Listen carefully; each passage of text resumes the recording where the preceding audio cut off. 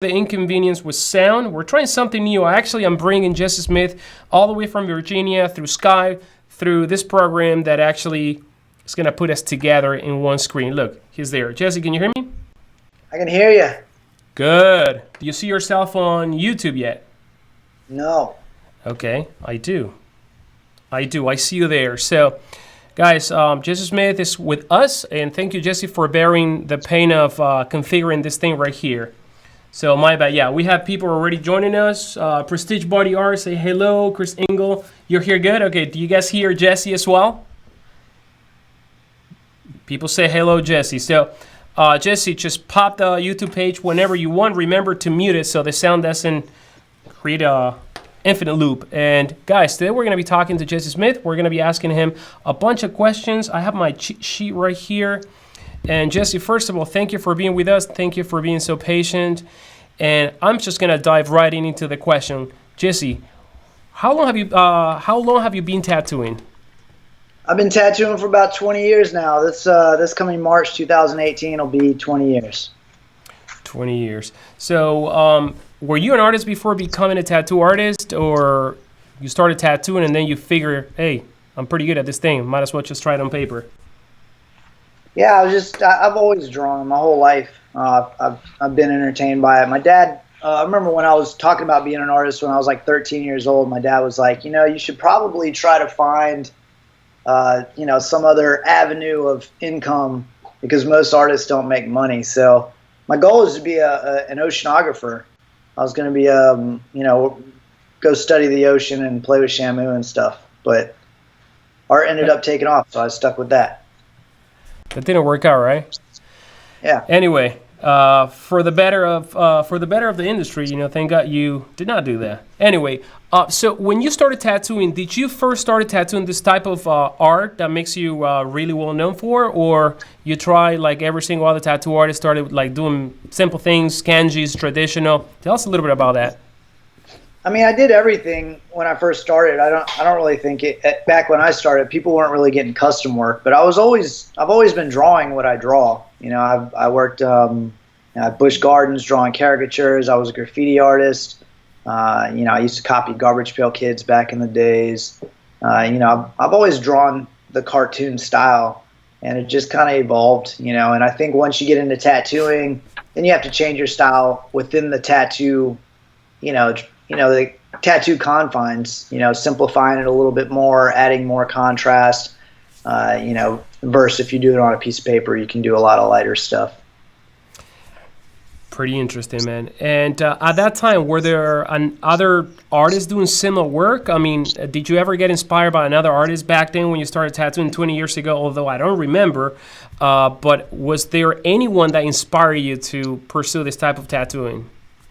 Yeah, I mean, Jimmy Litwalk was around back then. Gunner was around back then. Tony Ciavaro, Tim Biedron, who I'm a really big fan of. Clean Rock One. It's funny talking about these guys now that they've been on Ink Master and everything. It seems weird, but back before the TV shows, these guys were always heavy hitters before the TV shows even came on. Who else? There was Paco Excel. There was Adrian Lee. Marcus Pacheco, Grimy. I mean, there was a bunch of guys out there that were doing similar styles to what I do now. Yeah, now that you're telling me 20 years ago, you're right. It seems like yesterday to me.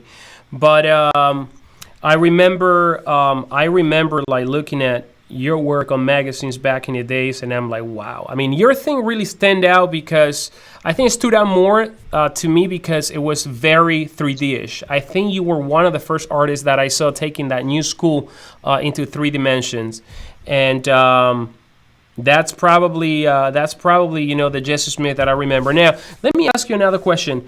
When you started tattooing, did you start tattooing where? Like at a shop? Were you an apprentice? Tell us a little bit about that. Yeah, I ended up running into this guy named Carlos who was tattooing out of his house. He had just gotten out of prison. And, I would hang out with him and draw all the time. I liked hanging out with artists back then. And this was before the internet was, before I had a computer. So, basically the way that you would meet people is, you'd meet them through other friends. So, I maybe had a little circle of friends, maybe 4 or 5 different artists that I would hang out with and draw randomly with.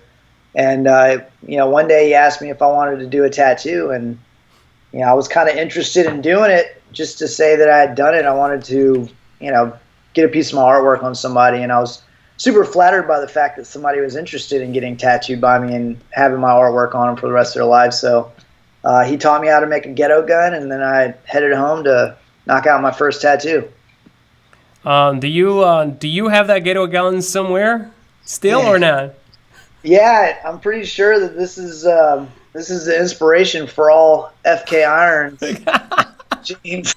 I love it, bro. Let me see it. Let me see it again. Bring it closer. Wow. Was that for real? Yeah. Your first tattoo machine for real, or kind of like a recreation of the first machine? No, this is the first machine I ever used. It's Walkman motor and a toothbrush. It probably has like 75 different strands of hepatitis on it. Hopefully they're all dead by now. Oh man, that explains why you look a little bit skinnier than last week. Yeah. Hey, bro, that is amazing, man. Yeah, I mean, a lot of people don't realize that everything started like that in prison. Prison tattoo machines, and even the most modern rotaries, they actually derive from those type of machines. The Walkman motor with an eccentric pushing either a guitar string or whatever element you may find to emulate a tattoo needle. That's pretty awesome that you have it now. So you started tattooing with rotaries then? Yeah, I started tattooing rotaries. I bought my first machine from a magazine. The back of the magazine had an ad for United. My first machine was a United machine. I believe Philadelphia Eddie. It was Philadelphia Eddie's supply company. Rest in peace, right? Rest in peace. Yeah, I don't know if you knew this, but the rotary tattoo machines came out, I think it was like 10 days before the actual coil machines came out. Probably, man, because coil machines were was a pretty advanced mechanism, Some of you may know Thomas Edison invented something that was called the electric pen, and then Samuel O'Reilly patented that idea. And since then, basically, the tattoo machine hasn't changed since until recent years, probably 15 years, And yeah, indeed, the first tattoo machines were rotary. As a matter of fact, I remember seeing one time, I don't know if it was Live Total that showed me a picture of who, but like a very old rotary. It was huge. It was like a thing like that with a gigantic motor, and it was basically that thing right there. Look at that. What is that? a doorbell, right? Yeah, it's a doorbell. This is actually a doorbell that was taken out of a building here in Richmond, Virginia. I thought it was pretty cool. That's pretty cool, man. That's basically the concept of a tattoo machine. You have the two coils or armature, and the armature hits the bell. And there you go. So, Jesse, let me ask you a question. So you indeed are one of the first guys I interviewed that started with rotary tattoo machines, basically with an old-school rotary tattoo machine. So when did you make the switch to coil machines? Well, I was pretty shortly. I mean, as soon as I could afford, I was doing my first tattoos for about $10, $20 a piece. So, and I think the machines back then were about $100, $80 to $100. So I bought my first machine after maybe like 4 or 5 tattoos. And then, of course, I went coil from there on out. And then I used that up until, I don't know, I'm trying to think. I think it was 2010 is when I first started using, I used swash drives from Australia probably about a year prior to that. So I'd say 2009 I started using rotaries. Okay, and do you remember your very first coil machine? Yeah, it was the United from Philadelphia Eddie. I have it, actually. That was the first one. Yeah, that's right. You mentioned that. My head is actually a little messed up at that time. Anyway, let me ask you another question. We have a lot of guys here. They're already wanting to ask a couple of questions. Guys, hang on with all your questions. We're gonna host a live Q&A. We're gonna ask Jesse all the questions you guys may want. And remember, stick to the end of the show. We're gonna have the giveaway. Anyway, so let's talk about the giveaway. I'm doing a sketch right now. So whoever gets the giveaway, I'm gonna give them a book with show us the cover. That's pretty good. And you're doing the giveaway live, right?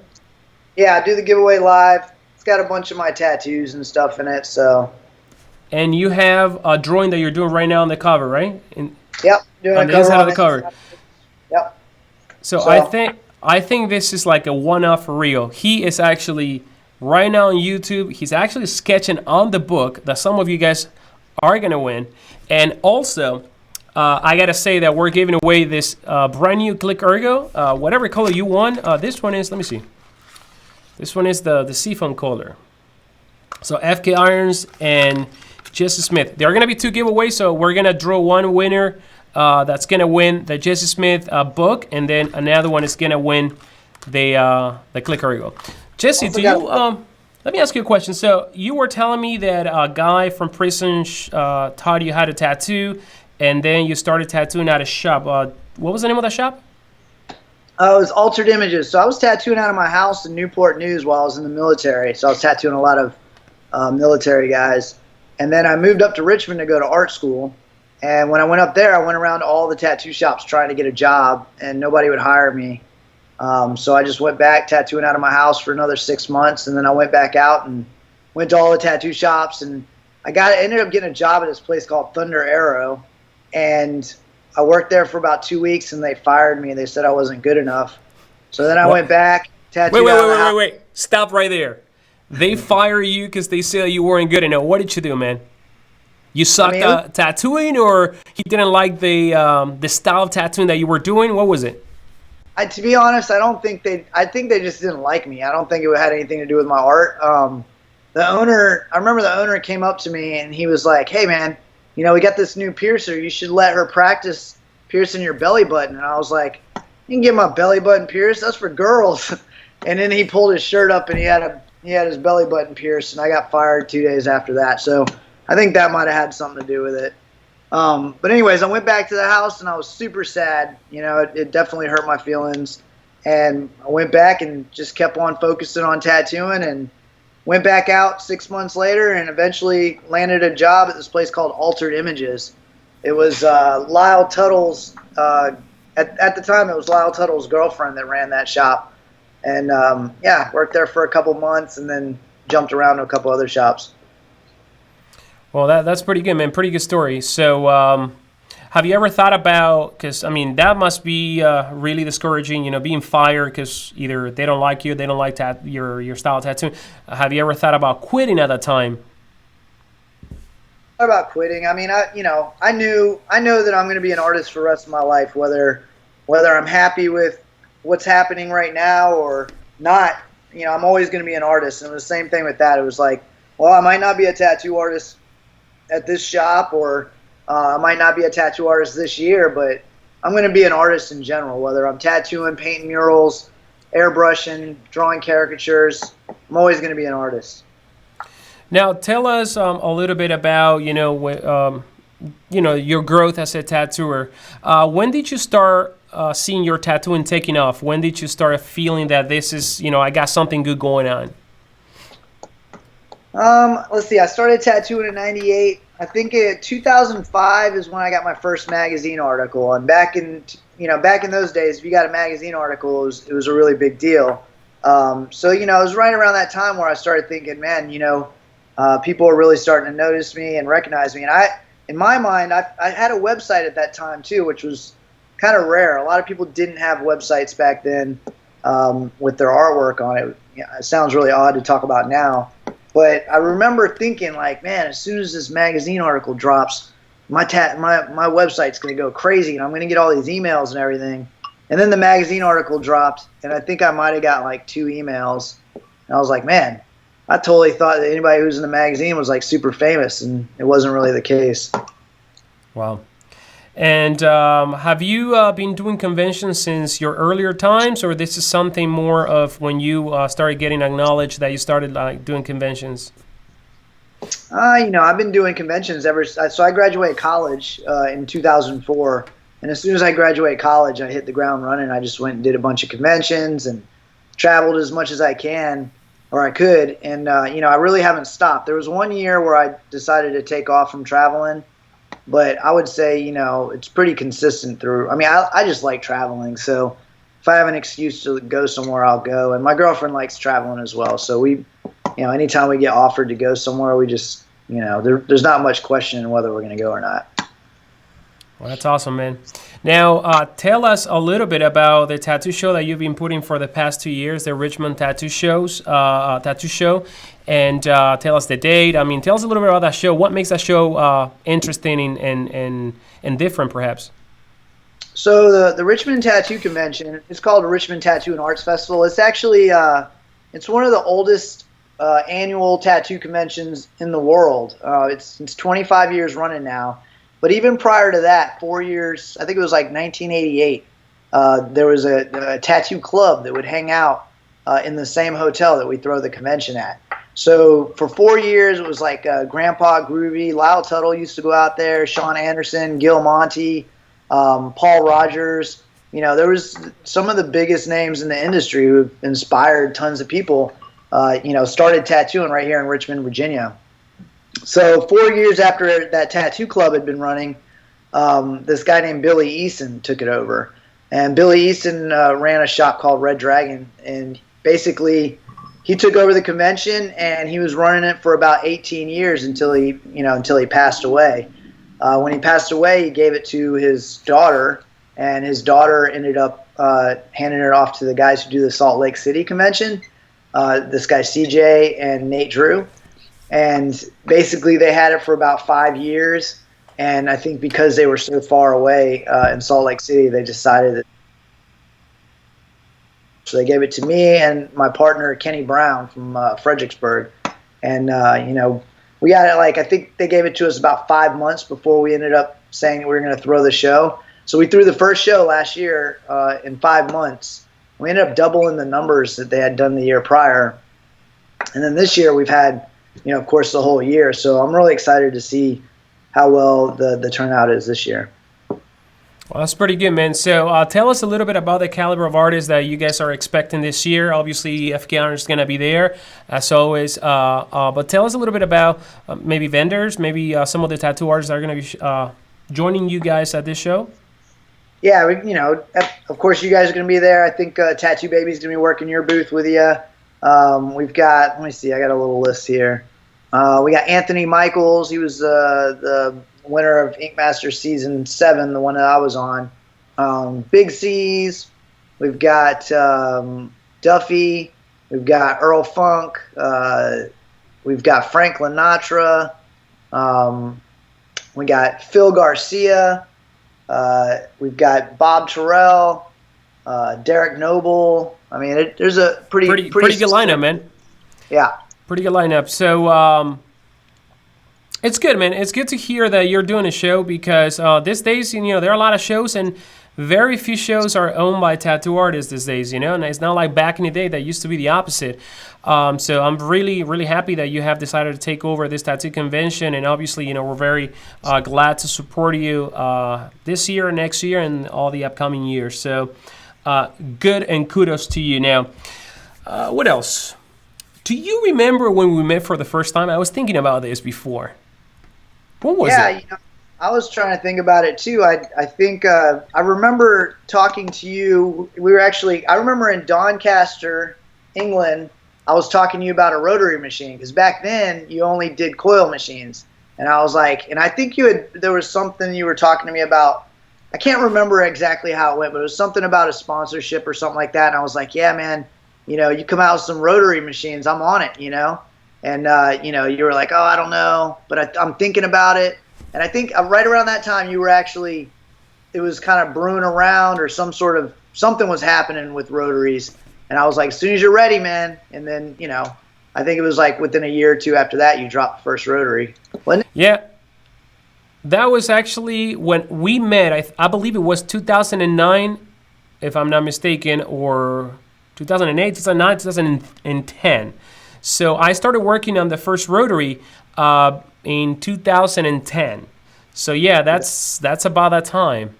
So it had to be in 2010 because I kind of remember you saying that you were working on something and stay tuned or whatever. That was back when I think you only had a couple sponsored artists too. It was like Nick Baxter. Yeah. And like one other. I don't know. There was only like 2 or 3 of them. Yeah. It was Nick Baxter, Sean Z, Lucas Natalini. Oh yeah. I believe Guy Atchison was one of the last one at that time, and that was it. Jeff Mansell, if I remember, that was it. That was it, Yeah. man. The But beginning. say that again. Back in the beginning. Back in the beginnings, man, and remember, it used to be a Coil world. I remember going to tattoo conventions and hear the buzzing sound, across the room, and this day is like it's not there anymore. Yeah, it's really crazy. I remember when so of course I used the Walkman motor and all that stuff. But I remember back in the days, I saw a guy using a rotary, and I was like, what a weirdo. I remember thinking he was weird. And then I remember going to the, I think it was Indianapolis convention, and Guy Atchison was there, and what's his name? The one that did the Numas. Carson Hale. Yeah, Carson was there, and I remember Carson was asking Guy Atchison to tattoo him with his Numas, and I was just like, whoa, these are crazy, And then of course, if Guy Atchison's using it, you're like, man, these got to be legit. It's got to be good. What's that? It's got to be good, right? If Guy Atchison is tattooing with it. Right. But then, shortly after that, I think I remember Nico started using them. And then, I honestly think the Numas were what kind of brought the rotary into kind of like the mainstream. I used a couple of the Numas before, but I never really enjoyed them, to be honest. It was just a odd feeling for me. Carson is actually tattooing right now with FKR, and he's using the Spectra Direct 2. He's loving it very, very much.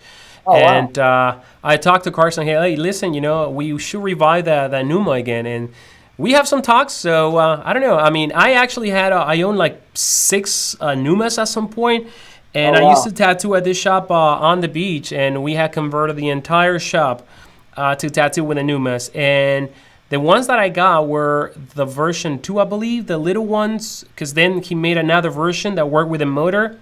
I got that one. I got one of those, but I always liked the one with air. And I always thought, this is going to change the industry. Perhaps it's not the air that's going to change the industry, but this type of small machines. And then when he came up with the motorized Numa, I'm like, this is game changing. Actually, he was one of the artists that inspired me to think outside the box in terms of tattoo equipment. And I decided, if this machine can work with air and motor, I want to work on a machine that's going to work only with motors. And I thought that motors were going to be a much more reliable, perhaps, solution because of the size of compressors.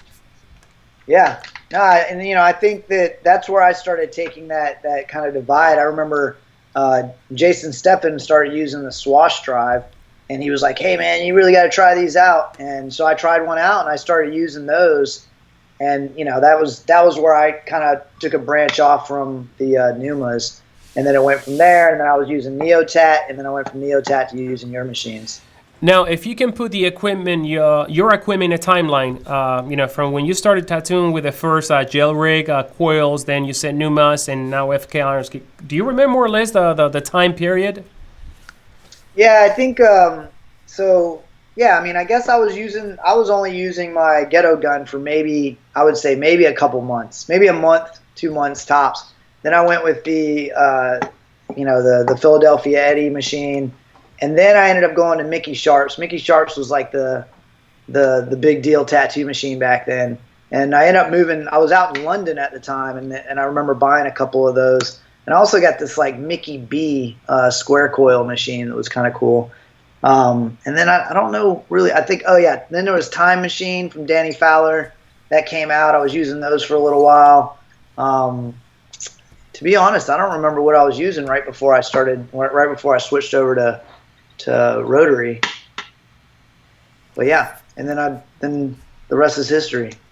Fair enough. A lot of people don't know, but you are one of the artists, one of the few artists among Jimmy Litwak, Sarah Miller, Livgian from Poland, who else? Javier from Tattoo Theory, that is actually beta testing this little guy right here that everyone is so excited to see coming up. Tell us a little bit about your experience with, this was your very first pen style machine, right? Yeah. That was I think that was. I don't think I used any other ones. That's it, yeah. Okay, a very unbiased opinion. Your take on rotary tattoo machines and now this pen style machine that you have been helping us to prototype, and we thank you for that. Yeah, I mean, I like the fact that everything's in one place. I'm really a big fan of the Edge X. I think that's one of my favorites because it's so small. But I like the fact that this pen is everything in one. Because with the Edge X, you have to get, you have to have a tube separately. Whereas this, everything's in one. It also really fits nicely. Like I'll wrap the whole thing with the clipcord cover, so it ends up sliding right over that real nice. I mean, I like it. It's a good size. As far as the width of it and everything, it works out great. I think the one I had was like a 4.2 stroke or something like that. Yeah, we actually made the one with the longest throw ever. And you have that one. You were the one testing the very, very long throw. So now, are you tattooing frequently as you used to? Tell us a little bit about Loose Screw Tattoo. When did you open the shop? I opened it in 2011. So I guess that was about. Why you laugh? Years. I did nothing. Opened in 2011. When I first opened the shop, before I had opened the shop, I was probably tattooing, 2 tattoos a day, 5-6 times a day. I was blasting them out, and then of course I'd draw until like 4 or 5 o'clock in the morning. I was really just doing as much tattooing as I could do. Then when I opened the shop, a lot of focus went on trying to build the foundation of the shop, make sure that we had the proper release forms, make sure that we were paying, sales tax, like just trying to put the nuts and bolts together of running a real tattoo shop, and trying to figure out how everything was going to work, promotion and keeping the artist busy and just, all that stuff. You've been through it. So, as time went on, that's the reason why I'm asking you. I know what it is to be a shop owner. Yeah, it's how often are you tattooing these days? I tattoo about 2 or 3 days a week. And they're pretty long sessions. I'm working on a lot of larger projects. I get a lot of people that tell me, they're like, "Oh man, you never post, you never do anything." But I'm always, if you don't see me working, that doesn't mean I'm not working. I'm always working. It's just like you. I don't see you working, but I know you're working because you're a hustler. But I'm always doing something. I mean, I just finished a mural that took me about a month, and it was like 250 hours over that month. Painting until 5, 6, 7, 8 o'clock in the morning every day. I saw that on Instagram, man. Pretty epic. Where's that at? That's up at Painful Pleasures. Yeah. The distribution company. It's up in their Mark's, kind of their break room up there. But Baltimore, right? Mark, in Baltimore. Yep. Yeah. Mark invited me up there to paint that mural, and I was super excited. There was like a big TV in the middle of it, and there was a big bright light in the top right-hand corner, so I tried to incorporate that into the design. So I made it like this underwater technology graveyard, and then there's like this anglerfish on the side that, that light source goes to. But anyway, so as I opened the shop, I, had a lot less time to tattoo, and then I started running the tattoo convention, and that's been taking a lot of time away. So there's just been a lot of priority shifting. I love tattooing, but to be honest, I just love creating things in general, whether it's a t-shirt design, a poster, a mural, a business. You were creating a song for a video when I first called you for the test call. Yeah. You want to talk about that, or is that something private? No, we can talk about that. I mean, my buddy Saint from 247 Magazine and I are putting together a TV commercial for the tattoo convention. We're going to be airing it during Ink Master for the month leading up to the convention.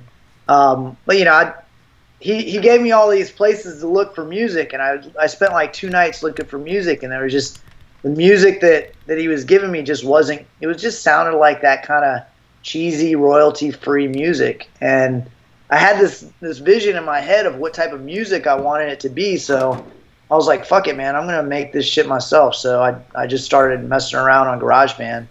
I made the last year's commercial. I made the music for that one too. Pretty good, man. I didn't know that you were that talented and versatile. I knew you were a badass, man, by making your own music. That's to another level. Great, great, great. What else? There's another question that I wanted to ask you, and I have it right here. Jesse, we were talking about conventions. So what is your take about conventions from back in the days and convention from these days? I don't know if you're doing a lot of conventions this time, but, I saw at a couple of conventions. What's your take on that? Like the way conventions were run before, the essence of tattoo shows back in the days and tattoo shows these days? Well, it's kind of weird. Back in the days, your top names were Guy Aitchison, Paul Booth, Jack Rudy, Tony Olivas. Like, they were guys who built their names through doing great work and magazines and then traveling around to conventions and networking and stuff like that. Whereas nowadays, it's almost like there's a cheat, and it sounds bad if I call it a cheat, but obviously I'm involved in this as well. But getting on TV, it's like, and not that I'm trying to take anything away from some of these guys that have been on TV, but you see some of these guys get on TV and they've been tattooing for 6-7 years, and their following is 10 times more than somebody like Guy Aitchison or Joe Capianco or any of these guys who've been kicking butt for a long time. And it's just a different dynamic now. It's I definitely owe a lot of what I've done, where I am today, to TV, because it definitely slingshotted my artwork into a lot of people's eyes. But it is really sad to see some of these guys who kind of, I guess, miss that wave, not have the chance to hit that wave. Yep. But that kind of brings me to something I'm trying to do at my tattoo convention is I'm trying to create these these little, those little enamel pins, the ones that everybody's wearing nowadays. Enamel pins? Yeah, the little pins. They put them on their jackets and stuff. Anyways, there's a lot of people are doing these little pins these days. But anyways, I wanted to make these pins, and I wanted to have them different colors. So there'd be a gold pin, silver pin, a copper pin, different colors. Pin. Little pin. Yeah. Okay, yeah. Yeah, pin. So, I don't know. But anyways, I wanted to make these pins, and basically what I'm going to do is whoever supported the convention the longest, so people like Tony Olivas. Tony Olivas actually started the Richmond convention with Billy Easton. And also, I don't know if you've heard of J.D. Crowe. J.D. Crowe is another one. These guys have been basically stimulating the tattoo world for a long time, And the Richmond convention was one of the conventions that everybody was involved in. So, of course, those guys are going to get, a gold pin. It sounds real cheesy or whatever, but when you're going through a convention and you actually kind of understand the pin process, you're going to be like, damn, that old guy's got a gold pin. So it kind of represents the fact that guy's been kind of pushing the industry and pushing the convention for a long time. And it also kind of builds some loyalty. So if you continually come to the Richmond convention, then you'll start gaining these upper pins, and it'll kind of give you that ranking system. I don't know. It's something I've been playing around with. I don't have it all nailed down, but hopefully I'll have some pins by this convention, and I can give you one. Definitely. I'll be wearing one of those. And this goes to the next question I was going to ask you. How do you think that social media have influenced tattooing in general? We were saying that there are guys, that actually transform and change tattooing that don't have the following that some of these new guys. Are you taking advantage of social media? Are you a heavily driven social media guy? I see I follow your Instagram, your Facebook. We're friends, of course. But how do you think that social media takes a role in the tattoo industry?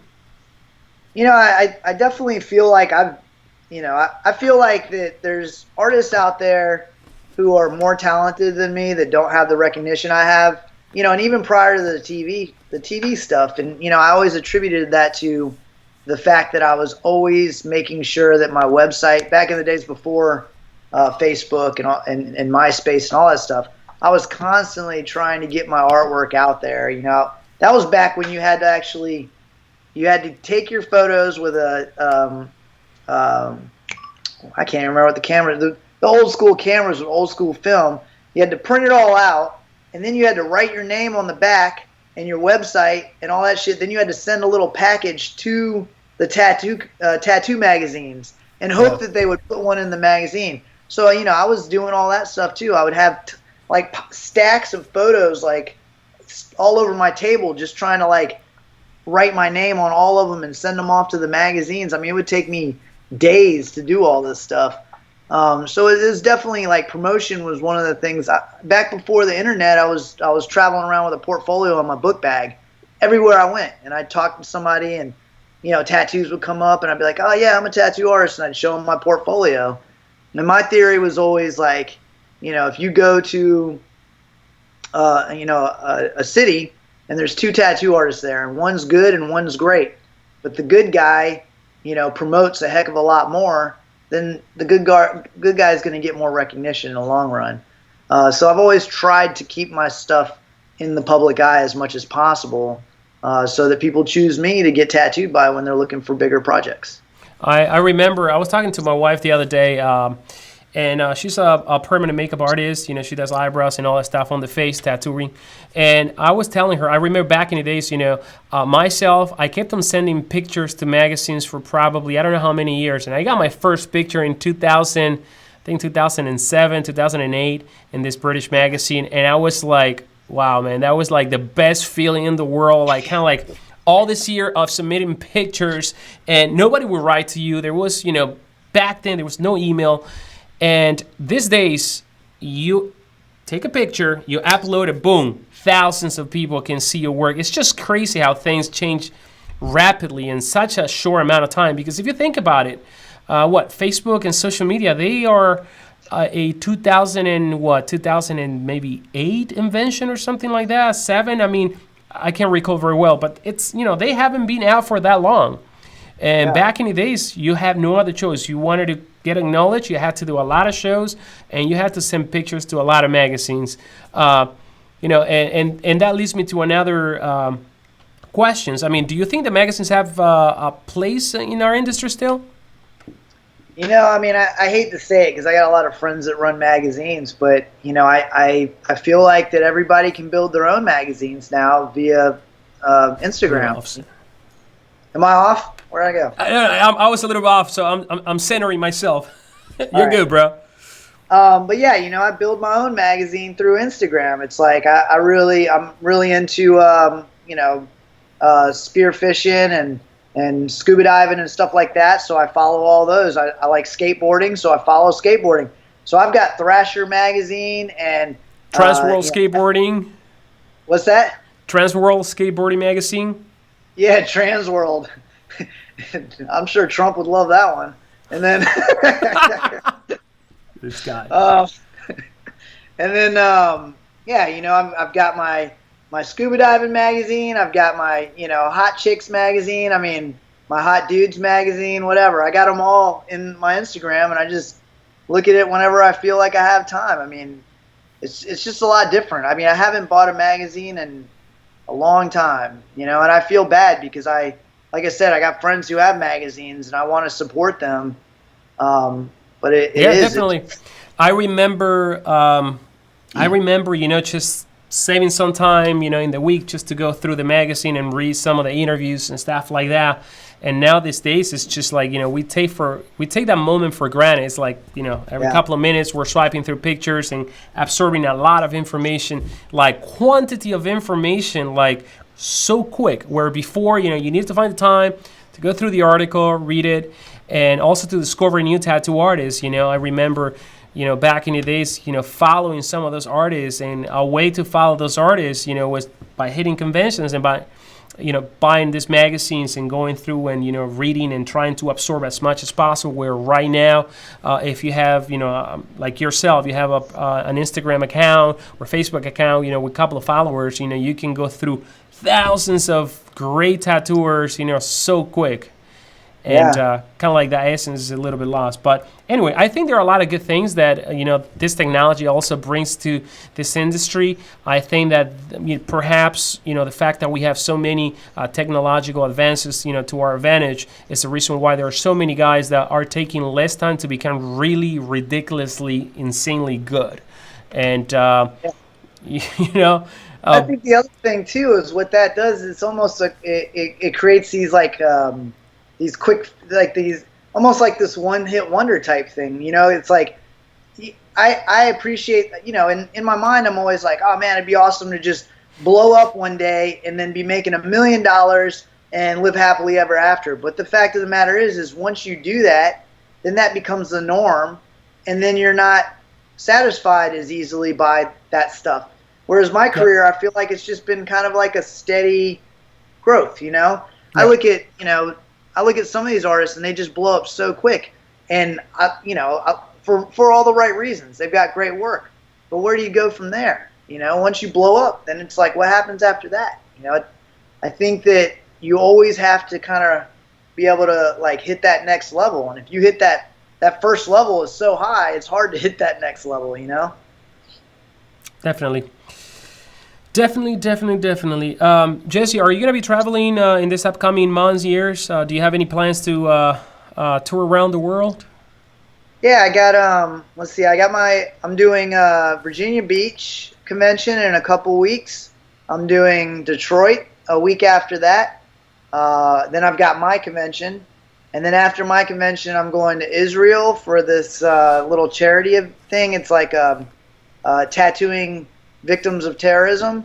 Wow, pretty good, man. I'm doing that with, like, I think Bishop Rotary and Nico. I think I'm not really sure who all's involved in it. I think Nicole is Nico's manager. I think she's involved in it in some sort of way. And then after that, I'm going to India. And then I'm doing the Golden State Tattoo Convention. And then Chile. I believe. I haven't locked that one in yet, but that's on the that's in the works. Awesome, man. Awesome. So now I'm going to ask you this question because I have to ask you this question, and I saw it coming through the comments. Tell us a little bit about your experience with Ink Master. You know, you were one of my first friends actually in Ink Master. You're not the only one anymore, but tell us your experience about Ink Master. What was it like to be there? Yeah, man. I mean, I want to talk first about, like, the decision of getting on the show in the first place. So before I was on that show, you know, I was like a reality TV junkie. Like, I watched, Flavor of Love? Was that what it was? Flavor of Love and Rock with Flavor Flav? Yeah, with Flavor Flav, and I would watch all those reality shows, Survivor, everything. I just loved them. I don't know, it was just very interesting to me. And of course, when you're watching, you're like, man, if I was in this situation, I'd do this, and I was in this situation, and then I was like, man, the only way I'll ever be on any reality TV show is if they came and hit me up. I would never proactively go after being on a TV show. So then Ink Master came out, and I remember when I first saw Ink Master, I was like, oh man, this is pretty interesting. It was like Josh Woods and Shane O'Neill and Tommy Helm and James Vaughn and all those guys, and I was just like, oh, this would be awesome. And I think right after the show ended, they called me and they were like, hey, you want to be on this show? And at first I thought it was a joke. I was like, man, somebody's fucking with me. But then after I realized it was serious, then I had to, like, really sit back and be like, okay, is this something that I want to do? It was at that point, a lot of people were still talking about how it was blasphemy to be on TV and how it was a sellout move and all that stuff.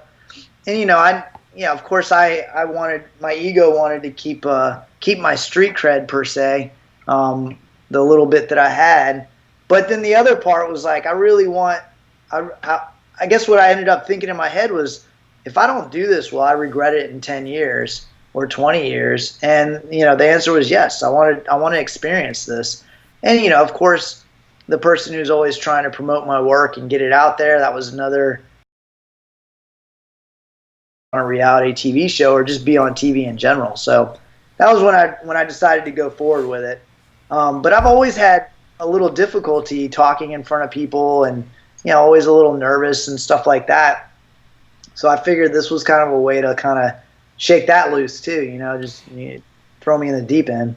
You were one of the first person that actually stirred me to spend a couple of minutes, 45 minutes, watching this TV show, because I never wanted to watch it before, and like you say, I thought it was kind of like a selling move, but actually watching the show, watching you there compete, it actually changed my state of mind, about this type of shows, and definitely I think they bring something to the table. I still trying to figure it out, what I really think about that. But, seeing you there was very humbling, and obviously, seeing you there taking it pretty hard, because those people are ruthless, and that's what that show is about, no compassion. What did you feel about the outcome? So that was another big thing, because when I got on the show, I think I'd been tattooing for 16 or 17 years at the time. It was in 2012, so 5 years from now. So it was probably about 15 years. So I had already kind of had I was already booked up more than I could handle. I already kind of had a lot of the accolades and stuff like that. So I was really worried about going on a show where you're in kind of a submissive position, because realistically you're going on there to get talked down on, right? But I then I had to kind of check myself, and I'm like, man, I've been tattooing 15 years. It sounds like a long time in the tattoo world, but in the art world, 15 years ain't shit. You're still like kind of you're in the middle, so I think the thing that keeps a lot of people from going on that show is, well, two things, is their ego. I think that they think they're too good for the show. And the other thing is, that they're scared. They're scared to get in front of a bunch of people. And those were two things that I had to confront before going on the show. And then after I got on the show the first time, I took it like really seriously. Like I was really there to compete. And then once I realized it's really not that big of a deal. It's just another entertainment. Yeah, it's entertainment. And dude, I learned so much about myself. I learned so much about different art styles. I mean, before I went on that show, I hadn't done a portrait for 10 years. And so I went back on there and realized I wasn't good at it. And I went and hit the ground running trying to figure out how to do that again. I had no respect for traditional tattoos at all. I went on that show and I did my first traditional tattoo, and it sucked. And it was super hard for me to wrap my head around. And now I have a whole different respect for that style and Japanese style. So it was I think in order for you to grow, you have to be knocked off your pedestal, and it really knocked me off my pedestal.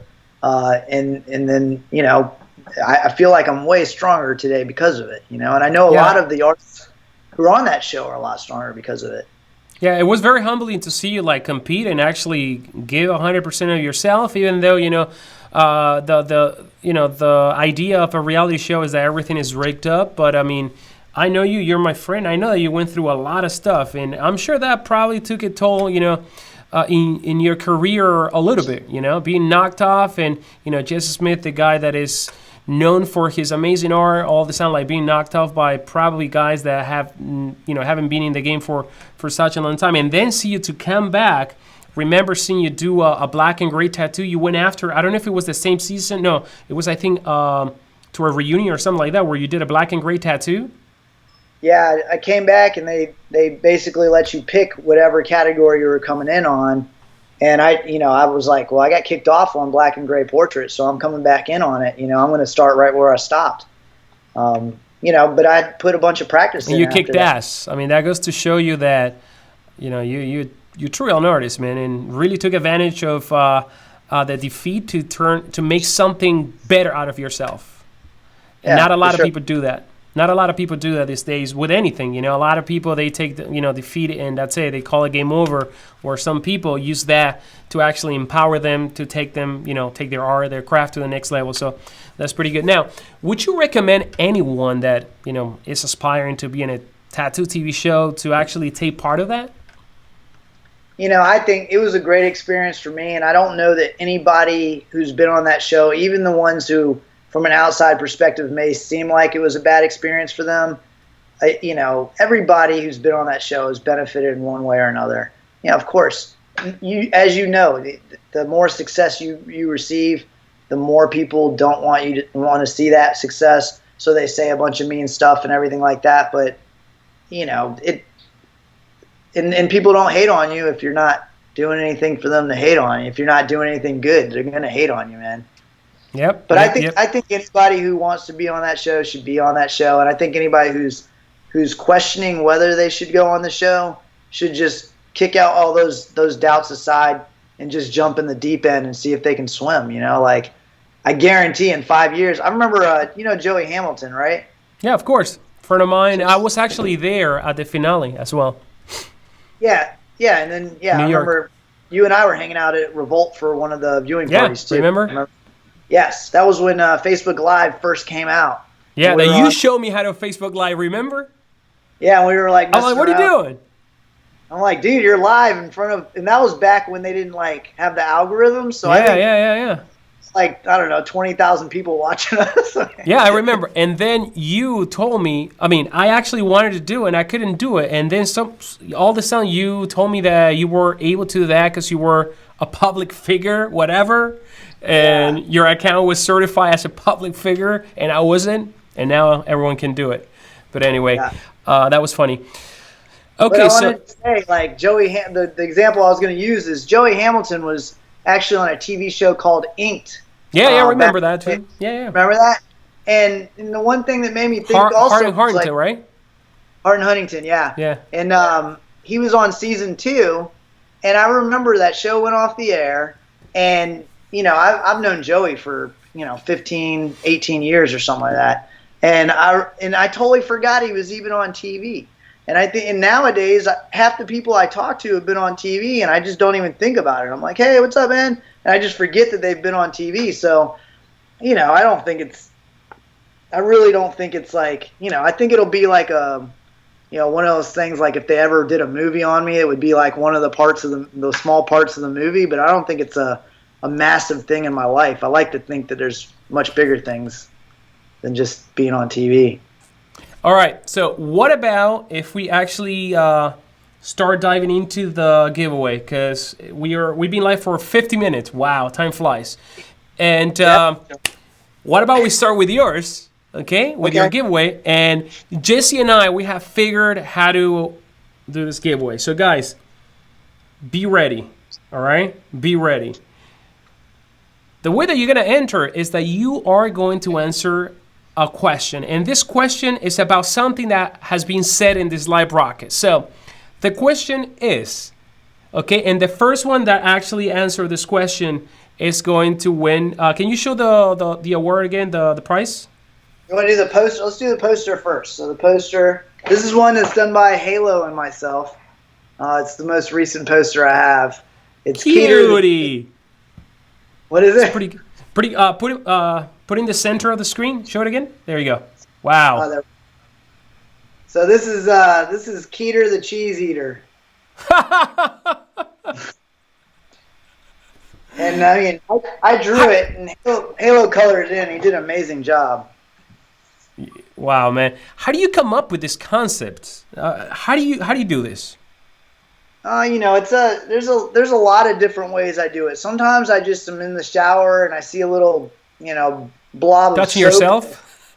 Yeah, I'm touching myself, and there's a little blob of soap on the side of the wall, and I'm like, oh, that makes a cool shape. And then I'm like, I want to draw that shape. Bro. And that shape turns into something, and then, the story starts evolving as I'm drawing it. Other times I have the complete concept in my brain, and then I go down and draw it. So there's a bunch of different ways this comes together. It's just my brain just thinking out all the time. All right, so let's do this, bro. I mean, it's hilarious. I wish we could take this for hours, but I think it's gonna be too much for people to even watch 2 hours. So we're gonna dive in right into the giveaway. And guys, the way that you're gonna enter is whoever answers this question right now is gonna be the person that wins. Do you want to do one giveaway for both, or you want me to call? Do two different ones for the two different things that you're going to be giving away, or it's going to be a perfect package?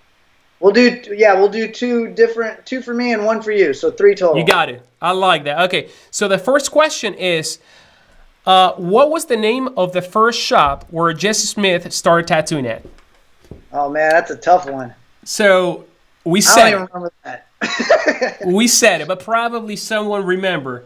So if not, we're going to move on to the next question. And a lot of people are watching this right now. It's crazy, actually, how it's going.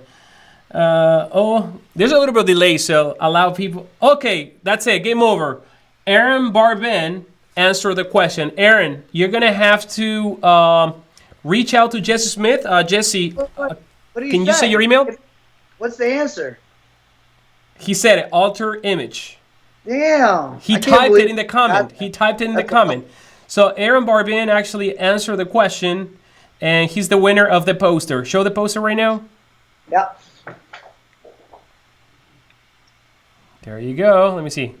There you go. Wrong. So Aaron Barben is actually the winner of the poster. So email Jesse. Where should they email you at, Jesse? Yeah, you see that JesseSmithTattoos.com? There you go. Just email there, and then you'll get a hold of my assistant. His name's Jarrett, and just tell him that you want a poster off of the podcast tonight. Podcast. This is a live broadcast. Podcasts don't have images. Sorry.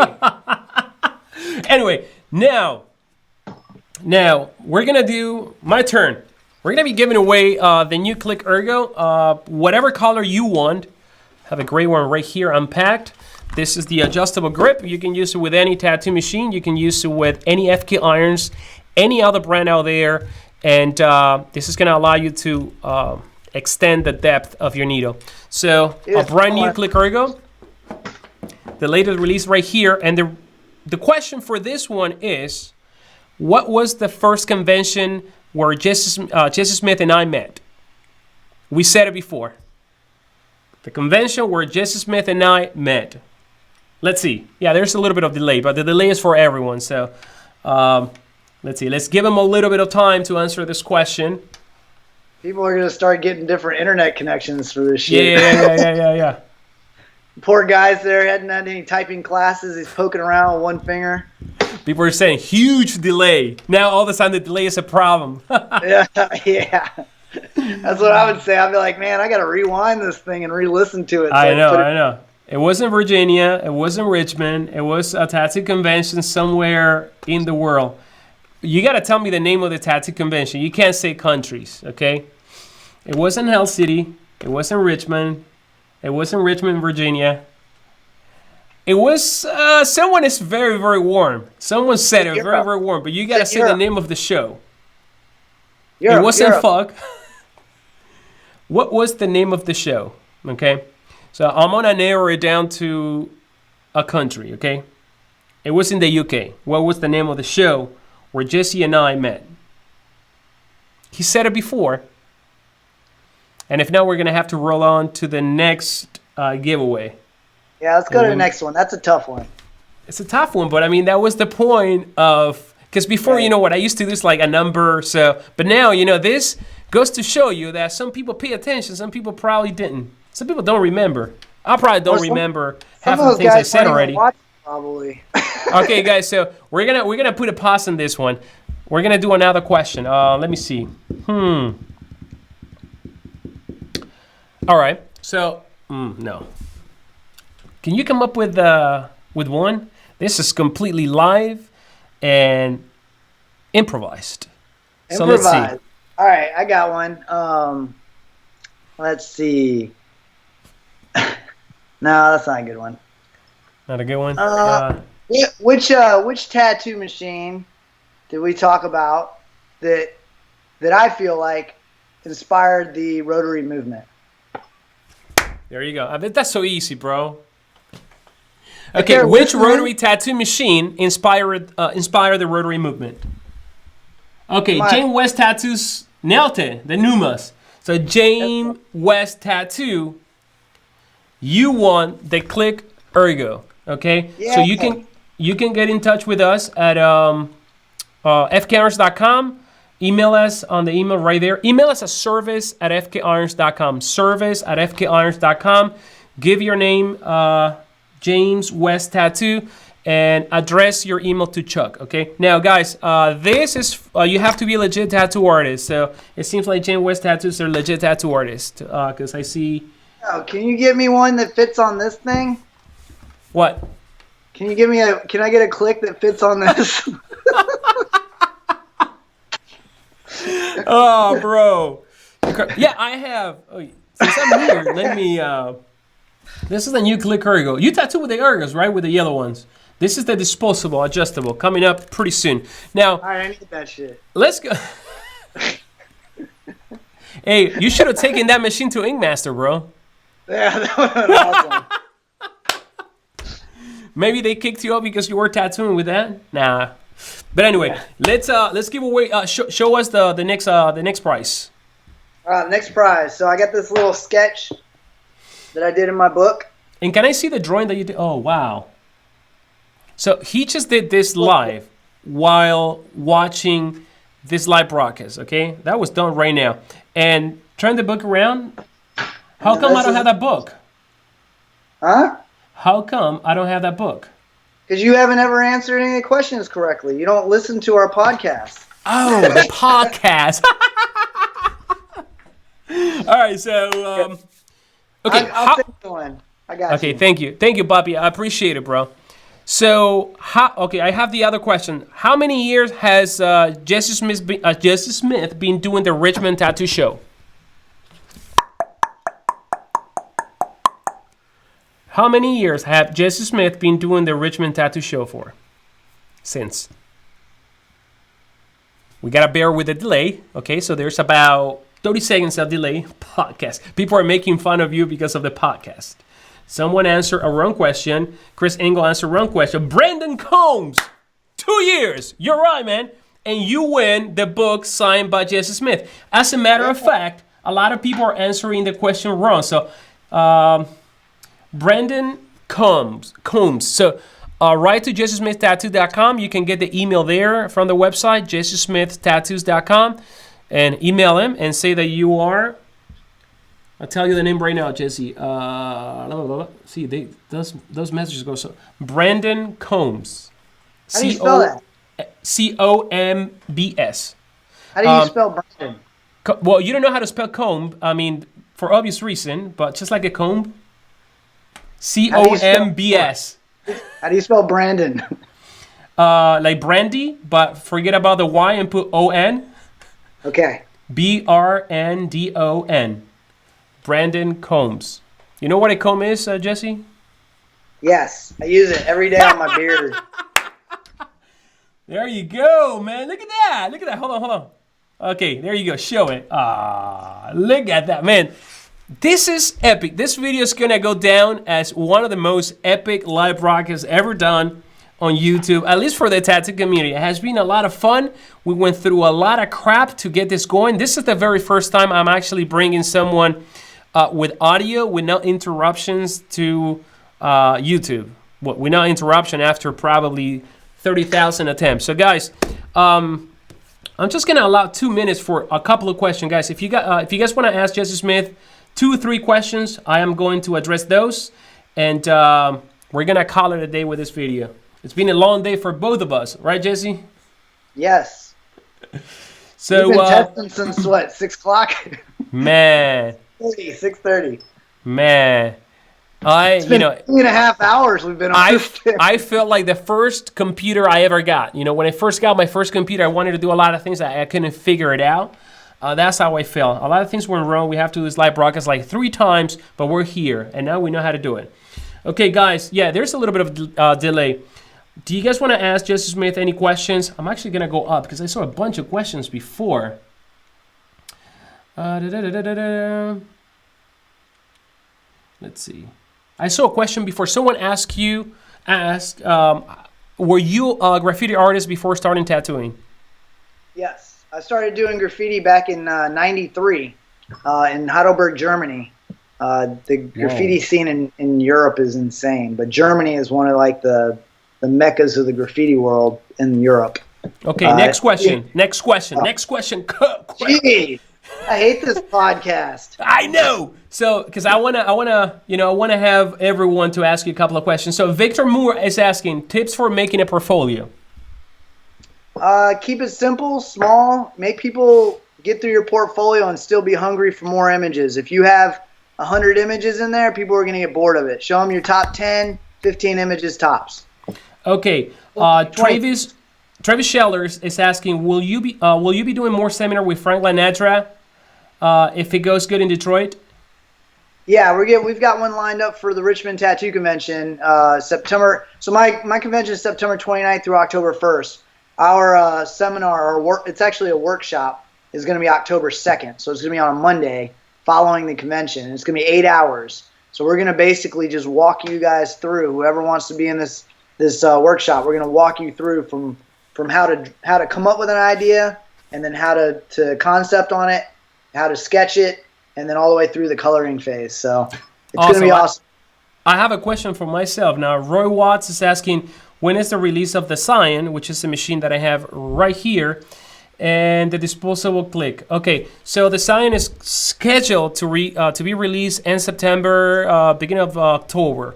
We actually are revamping the motor that our machine is going to use. Is a motor that we ended up actually customizing for our machines. So we went through a lot of changes on that motor, and we're working with a manufacturer in Switzerland. So that's that. The Click Ergo is about to drop. The disposable Click Ergo about to drop in 2 months, which is this one right here. It's gonna come multicolor, 24 grips in one box. It ratchets like the regular Click Ergo. Okay, I'll take another question. So, okay, so how much fun do you have with your characters' backstories, and how important do you feel? And how important do you feel they are? I feel like that for me to be entertained by these characters and also to give a little bit more depth to them, I think it's really important. I feel like a lot of times when the first 10, 15 years of my career, I think the first time I ever did one was 2010. So, 7 years ago is when I first started working with Carcaeus, was the fictitious continent that I created. But basically, like, when people would come in, they'd say, "Oh, I want a rabbit," and then I would tattoo a rabbit on them, and they would leave. And then, "Oh, I want a monkey," and then I tattoo a monkey on them, they leave. Now, when people come in and get tattooed by me, their character is connected to every character that I've ever tattooed. Where some person might come in and get a rabbit, then I might do the rabbit's girlfriend on another person, and they might not even know each other, but they're connected because of their tattoos, not just because of their artists. And the other thing is there's other artists involved in Carcaeus now: Franklin Natra, Robert Kane, Jason Steffen, Scott Olive. We all do Carcaeus characters. So I might do a character who's brothers with one of Franklin Natra's characters, or when we do a collaboration, it ends up being on different parts of Carcaeus. This is something that's going to slowly start unfolding throughout the years. I got a lot of plans for it. It's just I got to take it at the pace that I can handle it with all the other projects I got on my plate. Awesome, man. Well, it has been really, really good talking to you. And thank you to everyone for watching. A lot of people actually watched this live. Unbelievable the amount of people that joined us. Guys, feel free to share this video if you think that other fellow tattooers may enjoy the content. And thank you for watching this episode. Next Sunday, we're going to have another topic. I don't know what it's going to be. I'll figure out throughout the week. And again, Jesse, thank you for the video, guys. The Richmond Tattoo Show. Don't forget about, what's the website for the show? It's RVA Tattoo Arts. So RVA stands for Richmond, Virginia, and tattooarts.com. Awesome. Jesse, thank you so much, and thank you to everyone. I'll see you guys next Sunday. Have a nice week. Yay.